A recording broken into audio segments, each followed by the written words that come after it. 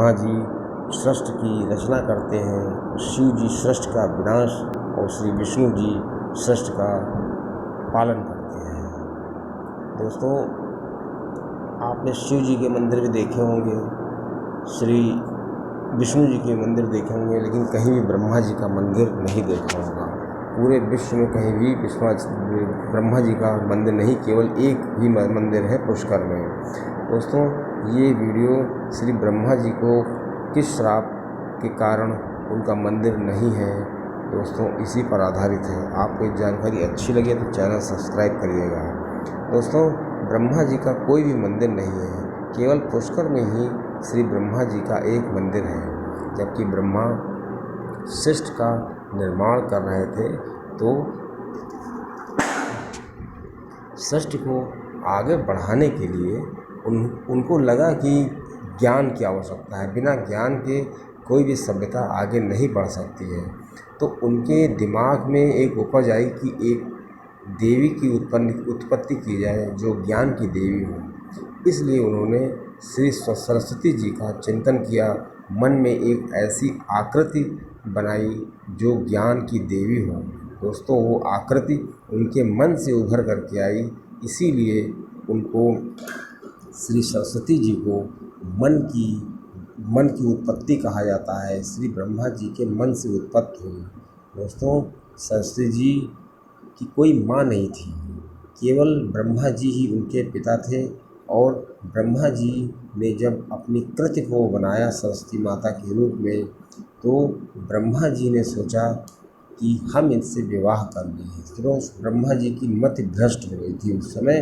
दोस्तों, उन्होंने अपनी बनाई हुई कृति जो उनकी पुत्री की तरह थी, वो उस पर मोहित हो गए और श्री सरस्वती जी को अपने विवाह के लिए राजी करना चाहते थे।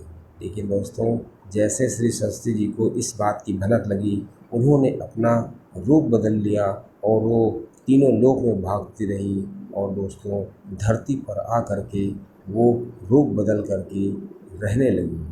दोस्तों, सरस्वती जी के साथ साथ सभी जीव जंतुओं का निर्माण श्री ब्रह्मा जी ने किया है। दोस्तों, ब्रह्मा जी जो है श्री सरस्वती जी के रूप से बहुत आकर्षित हो गए थे। दोस्तों, सरस्वती जी लाख बचती फिर भी ब्रह्मा जी ने उन्हें ढूंढ ही लिया और आखिर में उनसे विवाह कर ही लिया। दोस्तों, इस कारण जो देवलोक में इस चीज़ का बहुत विरोध हुआ, क्योंकि आप सृष्टि के रचनाकार हैं और आप ही अपनी पुत्री के साथ ऐसा कृत कर रहे हैं। लेकिन ब्रह्मा जी ने किसी की नहीं सुनी और ब्रह्मा जी इस विरोध के कारण, देवलोक में विरोध के कारण लगभग 100 वर्षों तक पृथ्वी पर रहे। और दोस्तों, पृथ्वी पर वो गृहस्थ जीवन श्री सरस्वती जी के साथ उन्होंने बिताया और इसी दौरान उनको एक पुत्र की उत्पत्ति हुई जिसका नाम मनु था। दोस्तों, आपको बता दें कि ब्रह्मा जी के इसी कृत के कारण, जो उन्होंने जबरदस्ती श्री सरस्वती जी से विवाह किया, इस कारण श्री सरस्वती जी ने श्री ब्रह्मा जी को श्राप दे दिया था कि पूरे विश्व में कहीं भी आपकी पूजा नहीं हो। दोस्तों, इसीलिए श्री ब्रह्मा जी का कोई भी मंदिर नहीं है।